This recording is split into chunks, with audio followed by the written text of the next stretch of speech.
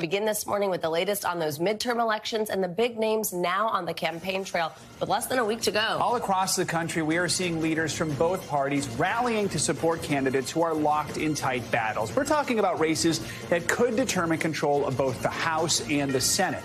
And as those key races hit the home stretch, we're also seeing record numbers of early voting in some of the top battleground states ahead of Election Day. We're going to start this morning with NBC News senior political editor Mark Murray. Mark, good to have you with us again. So we saw President Biden attend a campaign event in Miami yesterday for Charlie Crist, who's running for governor, and Val Demings, who's running for Senate. It's a state that has become increasingly Republican, it seems, with each passing election cycle. So do you think President Biden's visit will help candidates there close the gap in Florida? Any fears it could be harmful at all? Yeah, Joe, this is all about getting out the party faithful at this stage. It becomes a turnout game. And obviously, we're talking about the midterm elections, and typically they are a referendum on the sitting president, particularly when you have approval ratings at 45% or below, where President Biden's numbers are currently right now. But he and his White House team have said, hey, we will go into races where we are wanted. And the Democratic candidates in Florida wanted him to really get the party faithful out. And we ended up hearing contrasts that President Biden ended up making with Republicans, where Biden was making one of the central arguments that Democrats are going to make. Take a listen to his remarks from last night. Folks, this ain't your father's Republican Party. This is a different breed of cat. Just look at the facts.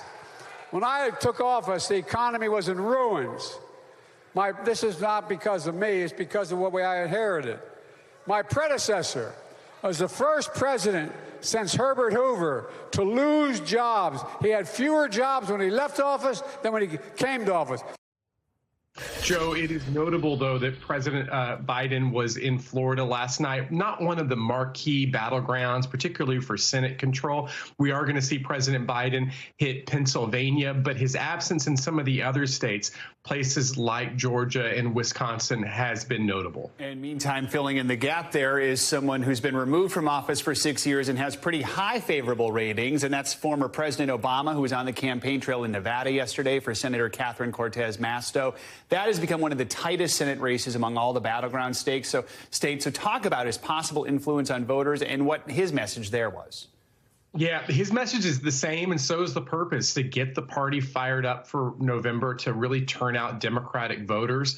And of course, as you ended up mentioning, Nevada is one of the central battlegrounds, not only for Senate, but also for governor in the country. And it's actually going to be home to as many as 3, if not 4, competitive congressional races as well, too. And the arguments that President Obama was making to the party faithful was, one, turn out the vote, but he also ended up saying that democracy is on the ballot next week. Take a listen. The only way to save democracy is if we together fight for it.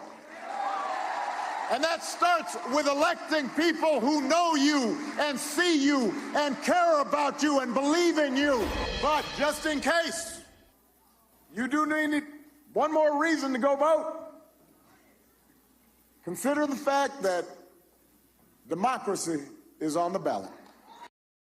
Joe, he was in Nevada last night. Tonight, he ends up going to Arizona, yet another state with a pivotal Senate and gubernatorial matchup. You know, let's also talk about Georgia, a state we'll be talking about for sure for days, perhaps for weeks. We're already seeing a record number of early votes come in there. Nearly 500,000 more votes have been cast for this year's midterms compared to the state's 2018 elections.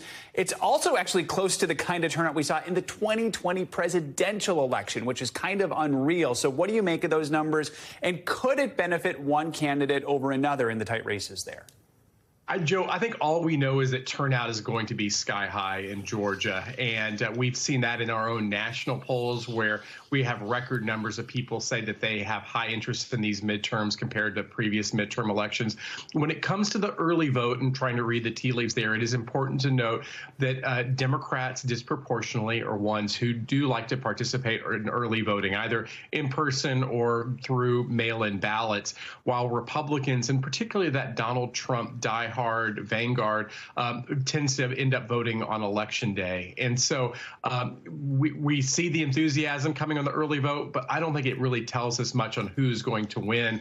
And do also remember that in Georgia, you need 50% or more to be able to avoid a runoff. And so we might not know, particularly that Senate contest, until next month, not next week. All right. There is nothing conventional right now about politics. Mark, thank you so much. Thanks for watching our YouTube channel. Follow today's top stories and breaking news by downloading the NBC News app.